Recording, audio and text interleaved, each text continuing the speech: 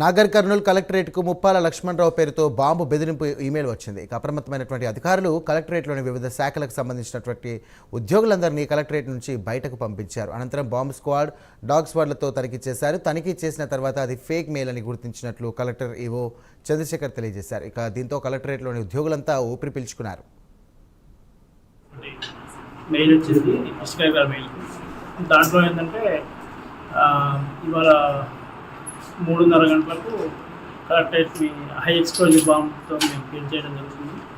అందరూ వెకేట్ చేయండి అని చెప్పి మెయిల్ ఇవ్వడం జరిగింది. దాన్ని డిస్ట్రిక్ట్ కలెక్టర్ గారి దృష్టికి, అలాగే ఎస్పీ నాగర్కర్నూలు గారికి, ఇంకా అడిషనల్ ఎస్పీ, డిఎస్పీ గారికి, ఎస్ఐ గారికి తెలియడం జరిగింది. వాళ్ళ బాంబ్ స్క్వాడ్స్ అలాగే డాగ్ స్క్వాడ్స్ వచ్చి కలెక్టరేట్ పరిసరాలని కలెక్టరేట్ కూడా క్షుణ్ణంగా పరిశీలించడం జరిగింది. అది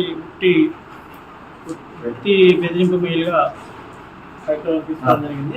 అట్లాంటిది బాంబులు ఉన్నాయి, మేము 3:30 గంటల వరకు ఒక సెన్సేషనల్ క్రియేట్ చేస్తామని చెప్పేసి ఒక మెసేజ్ రావడం జరిగింది.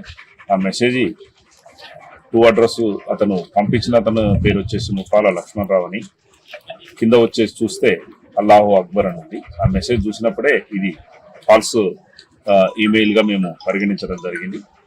అయినప్పటికీ కూడా ఒకసారి చెక్ చేయాలనేటటువంటి ఉద్దేశంతో ఈ